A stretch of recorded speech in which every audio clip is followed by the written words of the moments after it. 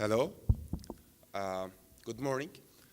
It's always near to almost impossible to top 30's on-stage performance, so thank you for this refreshing start for today. Welcome to Antalya and welcome to the Fact Checking Summit Turkey 18. We are here today for the two-day-long summit, which is the first international gathering in Turkey on fact-checking and data-driven reporting in particular.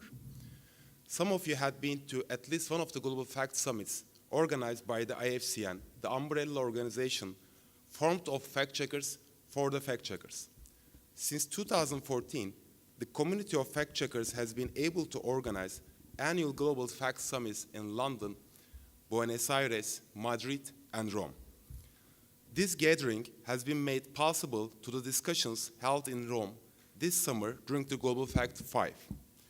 Both the IFCN and organizers of the summit asked this question to themselves.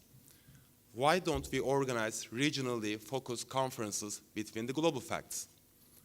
Doğruluk Payı, a verified signatory and organization represented on the advisory board of the IFCN, took this undertaking, and you, dear colleagues, did not leave us on the dark. I know it's sunny out there, but journalism and press freedom around the world are shadowed by heavy clouds formed by populism, polarization, and authoritarianism. Fact-checkers are subject to smear campaigns and regulative actions in many parts of the world. Democratic standards are not increasing, if not backsliding, especially in this part of the world. The worst performing countries in press freedom, according to the Reporters Without Borders, are located between Libya and China. Turkey, the home of this summit on fact-checking, is definitely not immune to the negative trend limiting the press freedom around the world and in our region. I feel the emotional burden to deliver the opening remarks of the first regional focused fact-checking conference. But I hope and believe that this gathering will give the world a strong message that accountability and transparency are not lost battles for the people of this neighborhood. However, we are privileged to have the will and motivation to carry out our civic duty to hold the powerful in the society accountable and fight against misinformation, which is a vital trait to our right to be informed.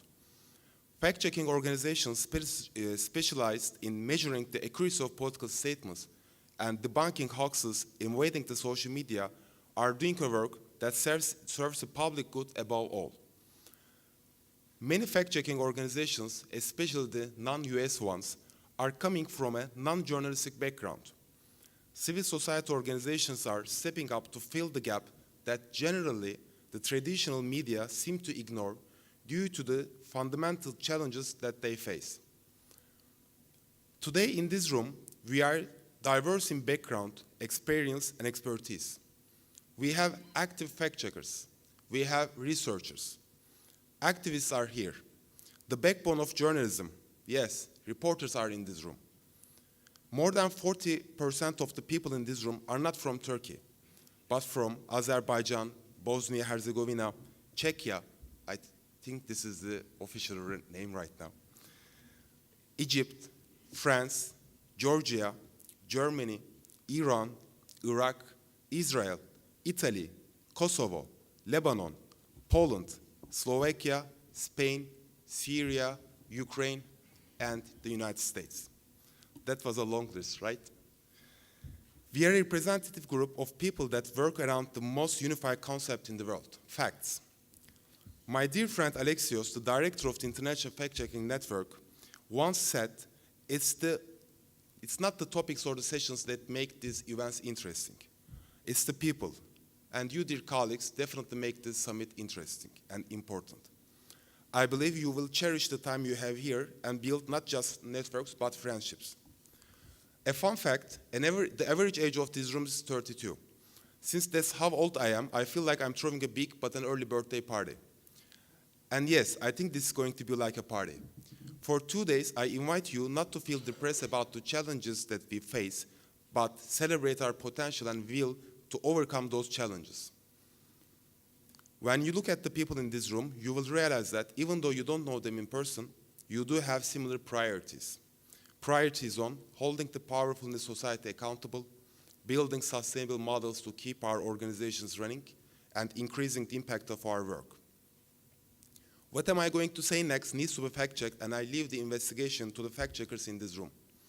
The number and diversity here are higher and more significant than the community's first gathering in London in 2014.